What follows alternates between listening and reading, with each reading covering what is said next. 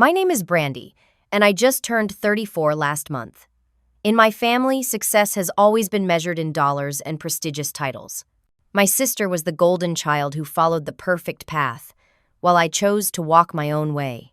2 years ago, during what seemed like an ordinary Sunday dinner, I discovered my parents had given my sister $150,000 toward her new house. When I asked about my share, their response shattered me. "You're the failure." That day changed everything. Let me know where you're watching from, and don't forget to like and subscribe if you've ever had to choose between family expectations and your own happiness. I grew up in a comfortable, middle-class neighborhood in the suburbs of Boston. Our house was the typical colonial style, with the perfect lawn, white picket fence, and carefully tended flower beds that my mother, Eleanor, maintained with almost obsessive attention to detail. My father, Thomas, owned a successful small business that sold specialized industrial equipment. He started it from scratch in his 20s and built it into something substantial. My mother worked as a senior accountant for a large corporation. Together, they embodied the American dream of financial stability and upward mobility. Then there was my sister, Stephanie. 4 years older than me, she was everything my parents wanted in a daughter. From elementary school through high school, she maintained perfect grades, served as class president 3 years running, and participated in all the right extracurricular activities that would look good on college applications. When the acceptance letter from Harvard arrived, my parents threw her a party that the entire neighborhood attended. It was like watching royalty being crowned. I can still remember the way my father would introduce us at family gatherings. "This is Stephanie. She just made honor roll again and is heading to Harvard next fall." Then, almost as an afterthought, "And this is Brandy, our little artist." The dismissive tone wasn't subtle, and even as a child, I understood the hierarchy. Stephanie was the investment with guaranteed returns. I was the risky stock that might never pay off. It wasn't that I was a bad student. I consistently earned B's with occasional, as-in, subjects that interested me, but I was drawn to different things. While Stephanie excelled in mathematics and economics, I found joy in art class and biology, especially when we studied plants and ecosystems. I would spend hours in our backyard, creating little gardens in corners my mother hadn't claimed, fascinated by how things grew and changed. During family dinners, the conversation would revolve around Stephanie's accomplishments and future prospects. "Stephanie aced her calculus final," my mother would announce proudly. "Her professor says she has a real aptitude for financial analysis." Meanwhile, my excitement about winning second place in the school art contest was met with polite smiles and quick subject changes. One particular memory stands out. I was 14, and I had spent weeks working on a terrarium project for the science fair. I had created a miniature ecosystem with carefully selected plants that thrived together. I won first prize and was ecstatic. That same week, Stephanie was accepted into a prestigious summer internship at a financial firm. At dinner that night, my parents spent 30 minutes discussing her internship and what doors it would open. My science fair win got exactly 2 minutes of conversation before my father said, "That's nice, honey, but let's not get distracted from what's important for your future." As high school progressed, the divide grew deeper. Stephanie followed our parents' blueprint exactly. She majored in economics at Harvard, graduated summa cum laude, and went straight into a top MBA program. She took summer internships at prestigious financial firms and networked with all the right people. By 26, she was already an associate director at a major financial services company in Boston, dating a fellow Harvard graduate named James who worked in venture capital. Meanwhile, I struggled with what path to take. Part of me desperately wanted my parents' approval, to see that same pride in their eyes when they looked at me. But another part knew I would wither away in the corporate world they envisioned. I loved working with my hands, creating things, being outdoors. The thought of spending my days in an office staring at spreadsheets made me feel physically ill. My senior year of high school, when college applications were due, became a battleground. My parents had mapped out my future. Business school, preferably at a prestigious university, then a sensible corporate job. I had different ideas. The constant tension made our home feel like a pressure cooker. I would sit at my desk, application forms for business schools in front of me, and feel like I couldn't breathe. Late at night, I would secretly research programs in landscape architecture and sustainable agriculture, fields that actually excited me. The struggle wasn't just with my parents. I was fighting an internal battle too. Years of subtle and not so subtle messages had taken root inside me. Maybe they were right. Maybe my interests were just hobbies that wouldn't translate to real success. Maybe I was setting myself up for failure. That fear kept me paralyzed for months, unable to commit to any direction. But as application deadlines loomed, I knew I had to make a choice. Would I spend the next 4 years, and possibly the rest of my life, trying to become someone I wasn't? Or would I risk everything, including my relationship with my family, to pursue what actually made me feel alive? The day I told my parents I wasn't applying to business school was the first major earthquake in our family. We were sitting at our dining table, the same place where we had celebrated Stephanie's many achievements over the years. I had prepared a presentation about landscape design programs, complete with career prospects and projected industry growth. I thought if I approached it logically, like a business proposal, they might understand. I was wrong. My father didn't even let me finish. Landscape design? He scoffed, his face reddening. You want to be a glorified gardener? That's not a career, Brandy. That's a hobby for rich people's wives. My mother was more controlled but equally dismissive. Honey, be realistic. People in that field struggle to make ends meet. Why would you choose that when you could have stability and respect? Because it's what I love, I said, my voice smaller than I wanted it to be. I'll be good at it because I care about it. Love doesn't pay bills, my father said flatly. This discussion is over. You're applying to business programs like we discussed. But for once, I stood my ground. No, I'm not. I've already submitted applications to design programs. I got an early acceptance to Vermont State's landscape architecture program. I'm going. The silence that followed was deafening. Then my father stood up, his chair scraping loudly against the floor. If that's your choice, don't expect us to pay for it.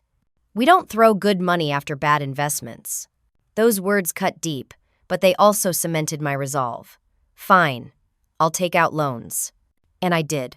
I borrowed the full amount for tuition, worked part-time jobs to cover living expenses, and graduated 4 years later with a degree in landscape architecture and $35,000 in student loan debt. During those years, our family relationship existed in a state of Cold War. I would come home for major holidays, where my parents would ask perfunctory questions about my studies before turning the conversation to Stephanie's latest promotion or bonus.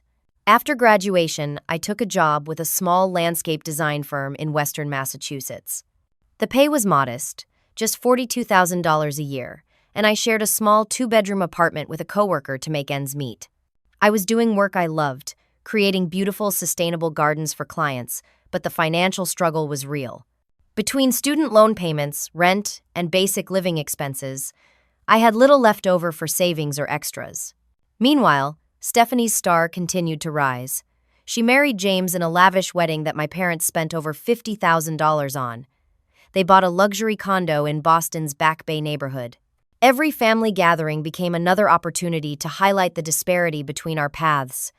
Stephanie and James are looking at vacation properties on the Cape, my mother would announce, while looking at my secondhand clothes with barely disguised disappointment. Despite it all, I kept trying to maintain a relationship with my family. I would bring thoughtful gifts I made myself, since I couldn't afford expensive presents. I listened to their business talk and tried to show interest. I shared small successes from my work, like when a garden I designed was featured in a local home magazine, only to have them change the subject quickly. I worked overtime to improve my skills, taking additional certifications in sustainable design and water conservation techniques. I volunteered for community garden projects to build my portfolio and make connections. Slowly but surely, I began to gain recognition in my field. By my 3rd year, I was handling some of our firm's more prestigious clients, and my boss had given me 2 small raises. Still, in my family's eyes, I was the underachiever, the one who had chosen a lesser path. The disappointment. I kept telling myself it would get better, that eventually they would see value in what I did. Maybe when I paid off my loans, maybe when I got promoted, maybe when I could afford a house of my own. There was always another milestone that might finally earn their respect. Then came the Sunday dinner that changed everything. It was an unusually warm Sunday in October 2 years ago. The leaves had started to turn, painting the neighborhood in shades of gold and crimson. I drove the hour and a half to my parents' house, as I did once a month for our family dinners. These gatherings had fallen into a predictable pattern. Stephanie and James would share their latest achievements. My parents would beam with pride, and I would sit quietly, contributing little beyond passing dishes around the table. But this particular Sunday, there was an extra energy in the air. My mother had prepared all of Stephanie's favorite foods, including an elaborate chocolate cake for dessert. My father had opened a bottle of champagne before dinner, which was unusual. Clearly, something was being celebrated. After we sat down, Stephanie and James exchanged excited glances before she announced their news. "We found our dream house. It's in Brookline, near the country club. 5 bedrooms, 4 bathrooms, with the most gorgeous backyard for entertaining." "That's wonderful, honey," my mother exclaimed, reaching over to squeeze Stephanie's hand. "Tell Brandy about the home office setup." As Stephanie launched into a detailed description of the property, I smiled and nodded, genuinely happy for my sister, despite our differences. It sounded like a beautiful home, though at 34 years old, I had resigned myself to the fact that I might never own property in Massachusetts' expensive housing market. "It's listed at $750,000, James added, "which is actually below market for the neighborhood. Our realtor says we need to move quickly." My father raised his glass in a toast. "To your new home. May it be filled with happiness and, soon enough, grandchildren." Everyone clinked glasses, and I joined in, pushing down the familiar pang of inadequacy. Then my father cleared his throat. "Your mother and I have been discussing this, and we want to help you take this next step." He looked at my mother, who nodded encouragingly. "We're giving you $150,000 toward your down payment." Stephanie gasped and jumped up to hug both my parents. "Oh my God, thank you so much. This means we can avoid PMI completely." The room buzzed with excitement as they discussed mortgage rates and closing costs. I sat silently, a cold feeling spreading through my chest. $150,000. More money than I made in 3 years. Given freely, joyfully even. I didn't begrudge my sister her happiness or success. She had worked hard and followed the path she believed in. But in that moment, the lifetime of unequal treatment crystallized into something I couldn't ignore. It wasn't just about the money. It was what the money represented. Value, worth, approval. When there was a lull in the conversation, I spoke up. "That's incredibly generous," I said carefully. "I'm curious, though. Is there a similar gift planned for me someday? Perhaps when I'm ready to buy a place?" I tried to keep my voice light, conversational, but my heart was pounding. The silence that followed was excruciating. My parents exchanged uncomfortable glances. My mother busied herself rearranging the silverware on her plate. Finally, my father spoke. "Brandy, that's not really the same situation," he said dismissively. "Stephanie and James have established themselves. They have serious careers and financial stability. They've proven they know how to handle money responsibly." The implication hung in the air. I had not. "So, because I chose a different field, one that pays less but that I find meaningful, I don't deserve the same support?" My voice had an edge now that I couldn't disguise. My father's expression hardened. "It's not about deserving. It's about investment. Stephanie and James can leverage this money into greater success. Their home will appreciate. Their careers will continue to advance. They're building something substantial." "And I'm not?" I asked quietly. My mother jumped in, her voice taking on that patronizing tone she used when she thought I was being difficult. "Honey, you chose a path that's, well, less conventional, less secure. We respected your choice, even though we advised against it. But we're not going to throw good money after bad." There it was again, the bad investment language, as if I were a stock that had underperformed. "So if I had done what you wanted, gone into business or finance, lived the life you pictured for me, then I'd be worthy of your financial support?" The hurt was morphing into anger now. "Don't twist this, Brandy," my father said sharply. "The fact is, you're 34 years old, and what do you have to show for it? A job planting flowers that barely covers your bills. A rented apartment with a roommate. No retirement savings to speak of. No property. No real assets." Each word landed like a physical blow, not because they weren't partially true, but because they reduced my entire existence to financial metrics. "You're the failure, Brandy," he continued, his voice rising. "We gave you every opportunity, and you chose to throw it away on this gardening hobby. Stephanie took our guidance, and look where she is now. When you get a real job and understand the value of money, then we can talk about financial assistance." Stephanie shifted uncomfortably in her seat, but said nothing in my defense. James studied his wine glass intently. My mother looked pained but didn't contradict my father. I sat there, absorbing the full impact of what had been said. All these years, I had held on to the hope that eventually they would see value in my choices, that they might come to respect the path I had chosen.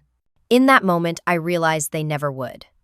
In their eyes, I would always be the failure, the disappointment, the bad investment. Something broke inside me, but something else, something stronger, began to form in its place. Without a word, I placed my napkin beside my plate, stood up, and walked out of the dining room. I could hear my mother calling after me, but I didn't stop. I got in my car and drove away from my childhood home, tears streaming down my face. It would be the last time I spoke to any of them for 2 years. Driving away from my parents' house that evening, I felt simultaneously hollow and strangely liberated. The family I had tried so desperately to please for 34 years had finally shown me, in the clearest possible terms, that I would never measure up to their standards. It was painful, but it was also clarifying. No more pretending, no more hoping for approval that would never come. The next morning, I took decisive action. I blocked my parents' and Stephanie's phone numbers, emails, and social media accounts. I wasn't interested in half-hearted apologies or explanations. I needed a clean break to figure out who I was without their voices in my head. My mother tried reaching out through mutual acquaintances over the next few weeks. "She's worried about you," a family friend told me. "Maybe you should just talk to her." But I held firm. This wasn't a temper tantrum or a negotiation tactic. This was me finally setting a boundary that should have been established years ago. With my family's influence removed, I began to think more clearly about what I truly wanted. I had been so focused on proving my worth to them that I hadn't fully explored my own potential on my terms. Despite enjoying my work at the design firm, I felt constrained by their conventional approaches and corporate client base. I had ideas about sustainable, regenerative landscapes that never fit into their business model. 3 months after cutting ties with my family, I made another life-changing decision. I quit my job. My colleagues thought I was crazy. My boss, though disappointed to lose me, was supportive. "You've got real talent, Brandy," he said during my exit interview. "But I've always sensed you were meant for something bigger than what we do here." I had been saving aggressively since the family dinner incident, cutting all unnecessary expenses and picking up weekend consulting work. Still, my total savings amounted to just $23,000. Not much to start a new life with, especially in Massachusetts. So I expanded my horizons. I researched areas where land was more affordable and where there was growing interest in sustainable landscaping. I found a rural county in Virginia where farmland was selling for a fraction of New England prices, but close enough to wealthy areas where potential clients might value my services. Using nearly all my savings, I purchased 5 acres of undeveloped land with a small, run-down mobile home on the property. It was far from glamorous. The mobile home was at least 30 years old, with water damage in one section and outdated everything. But the land had good soil, abundant water from a year-round creek, and beautiful mature trees along the property line. Most importantly, it was mine. The first 6 months were the hardest of my life. I lived like a pioneer in that old mobile home, using space heaters during the bitter winter months because the central heating system was unreliable. I showered with a garden hose rigged up outside when the bathroom plumbing failed. I ate simple meals I could prepare on a hot plate when the stove stopped working. Every penny I had left went into basic tools and plants to start developing the land. I launched my landscape design business with nothing but a homemade website and business cards I printed myself. I went door to door in affluent neighborhoods, offering free consultations and design concepts. Most people turned me away, but a few took a chance on the passionate woman with dirt under her fingernails and fire in her eyes. My first clients were a retired couple who wanted to transform their backyard into a low-maintenance native plant garden. The project was small, and I charged less than I should have, but they were thrilled with the results. They referred me to friends who referred me to more friends. Slowly, my client list grew. I worked 16-hour days, 7 days a week. During the day, I would execute projects for clients, installing gardens, building stone pathways, creating water features. In the evenings, I would work on improving my own land, developing demonstration gardens to show potential clients what was possible. At night, by the light of a single lamp, I would sketch designs, research sustainable techniques, and plan my business strategy. There were moments of doubt, of course. Nights when I lay awake in that drafty mobile home, listening to raccoons fighting outside, wondering if I had made a terrible mistake. Days when my back ached from physical labor and my bank account dwindled dangerously low. Times when a client would cancel a project and I would have to stretch my grocery budget even thinner. But there were moments of pure joy, too. The first time I saw butterflies and hummingbirds visiting a pollinator garden I had created. The afternoon a client cried with happiness, seeing her backyard transformed into the sanctuary she had dreamed of. The evening I sat beside the small pond I had dug by hand on my property, watching the sunset reflect on the water and feeling a sense of peace I had never known before. Gradually, my reputation grew. I became known for creating beautiful, sustainable landscapes that worked with nature rather than against it. My client base expanded beyond residential homeowners to include local businesses wanting to improve their curb appeal, a small eco-friendly resort that hired me to redesign their grounds, and even a progressive school that wanted an educational garden for their students. I developed a specialty in edible landscaping, incorporating fruit trees, berry bushes, and attractive vegetable plants into ornamental designs. This approach resonated with clients concerned about food security and reducing their environmental footprint. I charged premium prices for these specialized services, and to my surprise, clients were willing to pay them. By the end of my first year on my own, I had hired 2 part-time assistants to help with installation work. I had also cleared enough land on my property to start a small nursery, growing specialty plants that were difficult to source elsewhere. This became another revenue stream, attracting plant enthusiasts from surrounding counties. The old mobile home still leaked when it rained heavily. I still worked longer hours than I ever had at my previous job. But for the first time in my life, I was building something that was entirely my own, defined by my values rather than someone else's expectations. And I was succeeding beyond anything I could have imagined. 18 months after cutting ties with my family, my business had transformed from a desperate one-woman operation into a thriving enterprise. What began as door-to-door solicitation had evolved into a waitlist of clients eager to pay premium prices for my distinctive approach to landscape design. The turning point came when I landed a project for a well-known technology CEO who had purchased a country estate in the region. He wanted a complete property overhaul, emphasizing sustainability, food production, and visual beauty. The budget was more than all my previous projects combined. I hired 4 additional employees just to complete this project on schedule. The results exceeded even my own expectations. We created a series of interconnected gardens, each with a different theme but flowing seamlessly together. There was an orchard with rare heirloom fruit trees, a formal herb garden based on medieval designs but using modern sustainable techniques, a natural swimming pond filtered by aquatic plants rather than chemicals, and extensive food gardens disguised as ornamental landscapes. When the project was completed, the client was so impressed that he invited a writer from a regional lifestyle magazine to feature the property. The resulting 8-page spread included my name and business prominently, along with stunning photographs of my work. Overnight, my phone began ringing constantly with new inquiries. With this influx of business, I was able to expand significantly. I hired 6 full-time employees, including 2 fellow landscape architects who shared my vision. I invested in professional equipment that made our work more efficient and allowed us to take on larger projects. I established relationships with sustainable growers across the country who could supply us with unusual plants for special designs. My business model evolved as well. Rather than simply creating gardens for clients, we began offering comprehensive property management services, maintaining the landscapes we installed and continuing to improve them over time. This created a stable revenue stream that complemented the larger installation projects. By the second year, annual profits exceeded $300,000 and continued to grow. As the business expanded, I reinvested much of the profits into developing my own property. I purchased adjacent land when it became available, expanding from my original 5 acres to 15. I built a modern office structure near the entrance to the property, with design studios, client meeting spaces, and a small retail area where we sold specialty plants and garden accessories.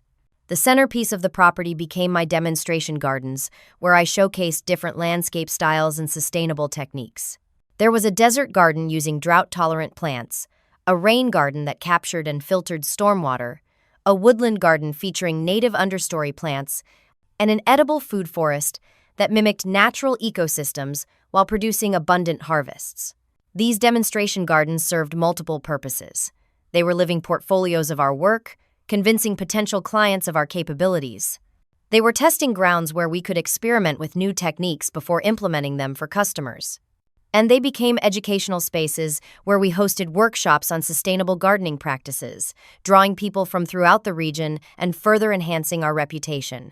As the business thrived, I was finally able to address my own living situation. I hired an architect who specialized in sustainable building practices to design a modern home that embodied my values: efficient, beautiful, and harmonious with the natural environment.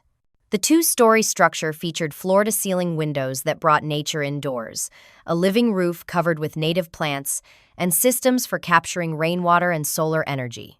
Construction took 6 months, and the result was beyond anything I could have imagined for myself just 2 years earlier. The house was valued at $1.2 million, though it cost less to build due to my connections in the construction industry and our ability to handle all the landscaping ourselves. It stood as a physical manifestation of what I had achieved on my own terms.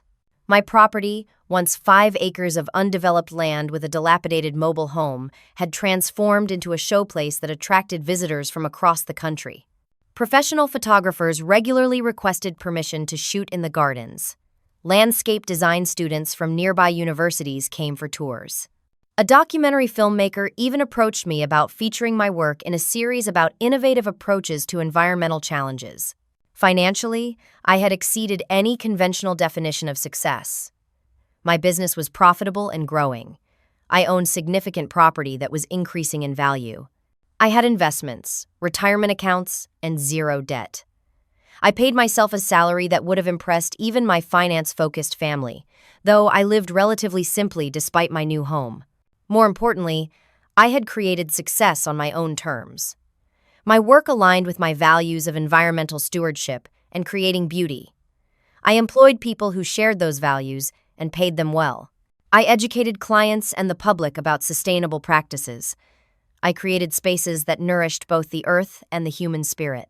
And I did it all without compromising who I was or what I believed in, without bending to anyone else's definition of success, without my family's approval or support. I rarely thought about them anymore. The pain had dulled, replaced by a quiet pride in what I had built. Occasionally I would wonder if they had tried to contact me, but I never checked the blocked numbers or emails. That chapter of my life seemed to be closed permanently. Until one unexpected afternoon, exactly 2 years after I had walked out of their house, when the past came driving slowly down my long gravel driveway. It was a Tuesday in October, remarkably similar to the day 2 years earlier when I had cut ties with my family. The maple trees lining my property entrance had turned brilliant shades of red and orange. I was in one of the demonstration gardens, consulting with a client about a pollinator project, when I noticed a car driving slowly past the office building toward the main house. Something about the vehicle seemed familiar, but I dismissed the thought. We often had people drive through to look at the display gardens, especially during the fall when they were particularly spectacular. I refocused on the client, discussing the merits of different native plants for attracting specific butterfly species. 10 minutes later, as we walked back toward the office, I saw the same car driving past again, this time even more slowly. It was a sleek black Audi, and this time, I recognized it. It was Stephanie's car. My stomach tightened into a knot. The car continued to the end of the driveway, then turned around and stopped near the main entrance gate. I excused myself from the client, asking one of my employees to finish the consultation, and walked toward the vehicle, my heart pounding in my chest. Stephanie stepped out of the car, looking as polished as ever in an expensive-looking cashmere sweater and tailored slacks, but her face betrayed her composure. She looked shocked, her eyes wide as she took in the property around her. "Brandy?" she said, as if she couldn't quite believe it was me despite having driven onto my property. "This is yours? All of this?" I nodded, keeping my expression neutral. "Yes, this is my company and my home." "But how? When?" She gestured at the demonstration gardens, the office building, the glimpse of my modern home visible through the trees. The sign at the entrance said, "Harmony Landscapes." "I thought maybe you worked here. I was just driving through the area and recognized your car in the parking lot." She paused, studying my face. "You look different." I did look different. My hair was shorter, more practical for my active lifestyle. I had lost weight from physical work and gained muscle. I dressed simply but in quality clothes that could transition from client meetings to garden work. Most significantly, I carried myself differently, with a confidence that came from building something meaningful. "What are you doing here, Stephanie?" I asked. Not unkindly, but not warmly either. 2 years without contact couldn't be erased by one unexpected visit. "I was in Richmond for a conference. James suggested I take the scenic route back instead of the highway." Her voice was uncertain, so unlike the confident sister I remembered. I never expected this. I could have been cold, could have asked her to leave. But standing there, seeing the genuine shock on her face, I felt no desire for revenge or righteous anger. I felt peaceful, secure in who I was and what I had built. "Would you like a tour?" I offered. Her expression shifted from shock to suspicion. "You're not angry? After how things ended?" "I was angry for a long time," I admitted. "But I've built a good life here. I'm not angry anymore." She looked tempted for a moment, glancing toward the gardens with genuine curiosity. Then something closed in her expression. "I should go. I need to make a call." She fumbled for her phone, her hands shaking slightly. I watched as she dialed and put the phone to her ear, turning away from me as if for privacy, though I could still hear every word. "Dad, you need to come here now." Her voice was urgent, almost panicked. "It's Brandy. I found her. You won't believe this. No, you have to see this yourself. I'm texting you the address." She ended the call and turned back to me, her expression a mix of emotions I couldn't quite decipher. "They're on their way. They're staying in Richmond, too, for their anniversary. About an hour away." "You're all here together? In Virginia?" The coincidence seemed almost too perfect. "We were supposed to meet for dinner tonight anyway," she explained, not quite meeting my eyes. "An hour. My parents would be here in an hour," stepping back into my life as unexpectedly as Stephanie had. Part of me wanted to ask her to leave, to tell them not to come. But another part, the stronger part, was curious. What would they think of what I had built? Would they finally see me for who I was? "I have work to finish," I said. "You can wait in the visitor center if you want, or come back with them later."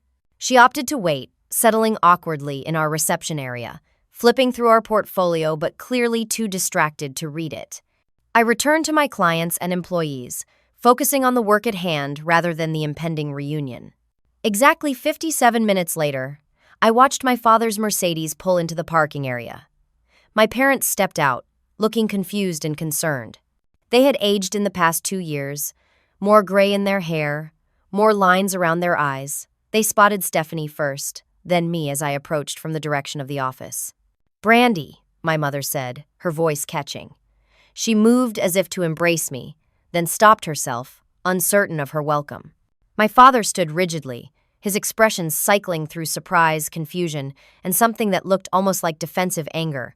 "What is all this?" he demanded, gesturing at the property around us. "Stephanie said this is yours?"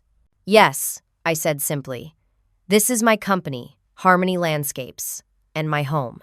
"I don't understand," my mother interjected. "How could you possibly afford?"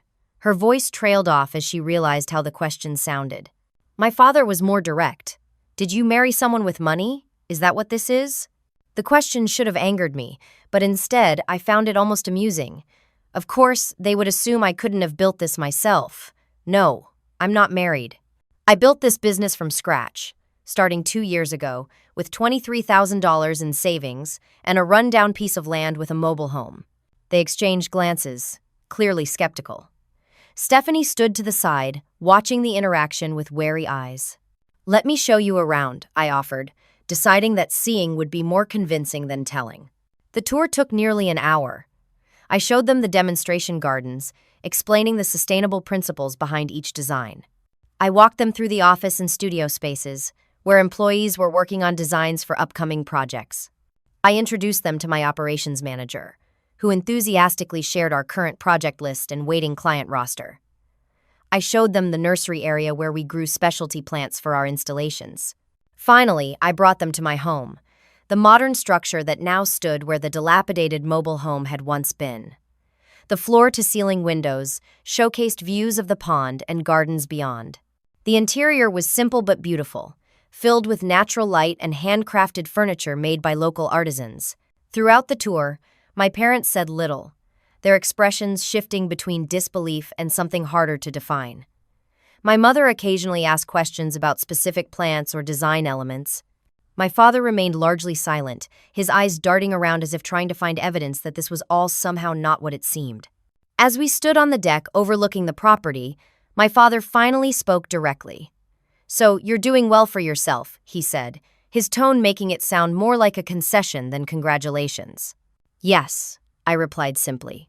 "Very well. We've been worried about you," my mother added. "When you cut us off completely, we thought something terrible might have happened." "Something terrible did happen," I said quietly. 2 years ago at Sunday dinner. An uncomfortable silence fell. Stephanie stared at her shoes. My mother fidgeted with her wedding ring. My father cleared his throat. "Perhaps we were harsh," he admitted reluctantly. "But you have to understand our perspective. We only wanted what was best for you." "No," I corrected him gently. "You wanted what you thought was best for me. There's a difference." Another silence, heavier this time. "Well," my father said briskly, assuming his business tone, "clearly things have worked out for you. We should put the past behind us. Your mother has missed you terribly. We should start fresh. Family dinner this Sunday? We're staying in Richmond through the weekend." I studied him carefully. His words sounded conciliatory, but his eyes told a different story. There was calculation there, an assessment of value that hadn't been present before. Now that I had proven myself financially successful, now that I had property and a thriving business, now I was worth reconciling with. "We're so proud of what you've accomplished," my mother added, with what seemed like genuine emotion. "We always knew you had potential." But they hadn't. They had called me a failure, a bad investment.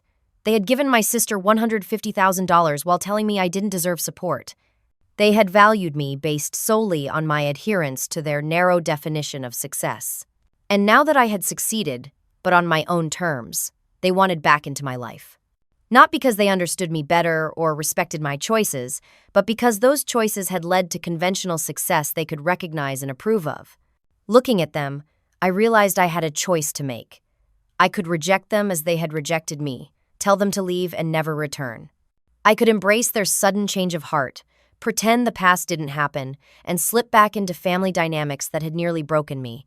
Or I could find a middle path, one that honored both the hurt of the past and the possibility of a different future. I took a deep breath, looking out over the gardens I had created, feeling the solid wood of the deck beneath my feet. The deck I had designed and helped build with my own hands. This place, this life I had constructed, gave me a foundation my family never had. It allowed me to respond from strength rather than hurt. "I appreciate the invitation," I said carefully, turning back to face my parents and sister. "But I think we need to be honest about what happened before we can move forward. You didn't just disagree with my career choice. You called me a failure. You told me I was a bad investment. You gave Stephanie $150,000 while making it clear I deserved nothing because I chose a path you didn't value." My father shifted uncomfortably. That was before we knew you would be successful at it. His response confirmed what I already suspected. They weren't sorry for how they had treated me. They were only reassessing now that I had proven financially successful. "That's exactly the problem," I explained. "You only see value in financial success. But what if this business had failed? What if I was still struggling financially but happy in my work? Would I still be worthy of your love and support then?" My mother stepped forward, tears in her eyes.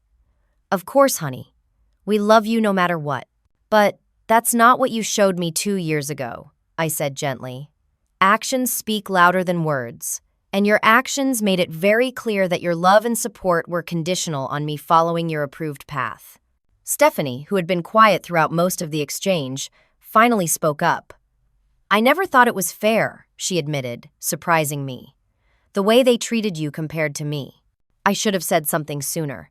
My father looked betrayed by her comment.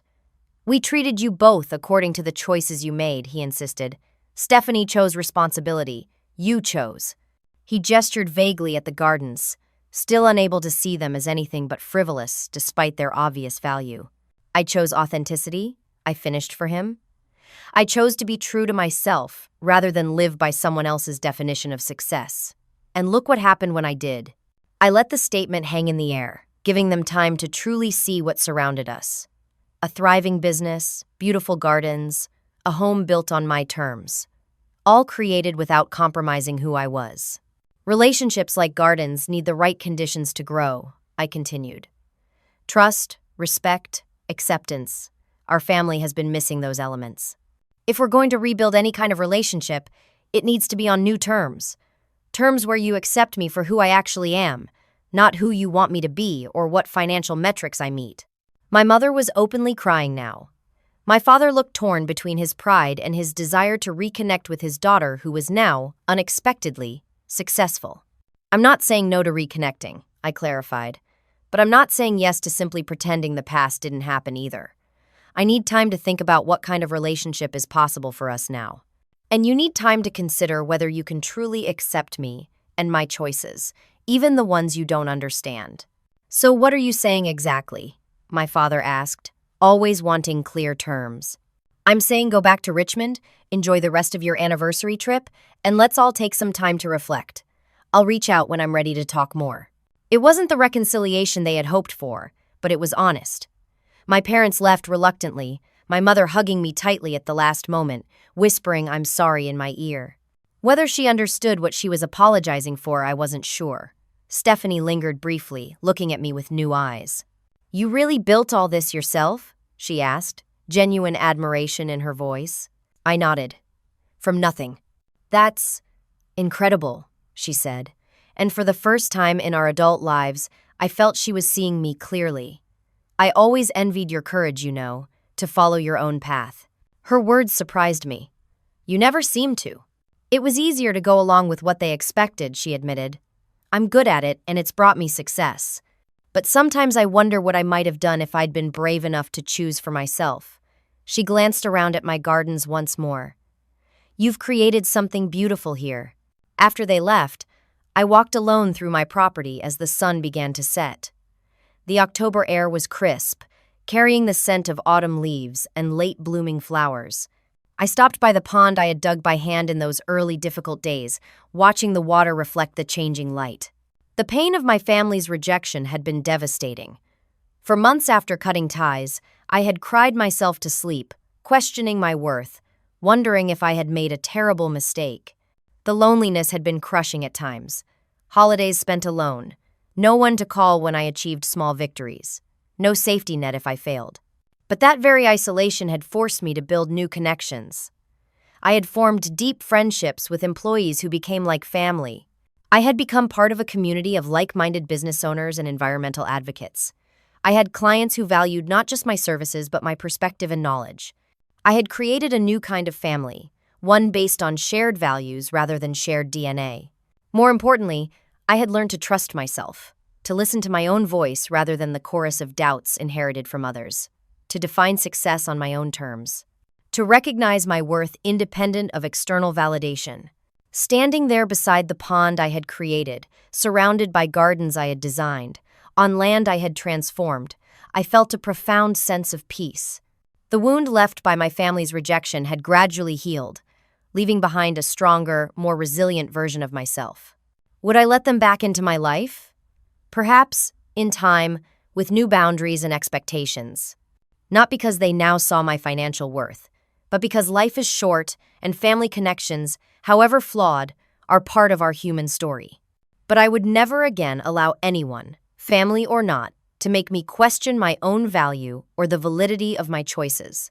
The most valuable thing I had gained in these 2 years of separation wasn't the successful business or the beautiful property. It was the unshakable knowledge of my own worth, a worth that existed independently of anyone else's assessment or approval. Sometimes, you have to be willing to lose everything to find yourself. And once you do, no one can take that value away from you unless you give them that power. If you've ever struggled with family expectations or had to choose between pleasing others and being true to yourself, I'd love to hear your story in the comments. Have you ever had to walk away from something or someone to find your own path? What helped you stay strong during the difficult times? Don't forget to subscribe and share this video if it resonated with you. Remember, your worth isn't defined by others' expectations, but by the courage to live authentically. Thank you for listening to my story, and I hope it helps you find strength in your own journey.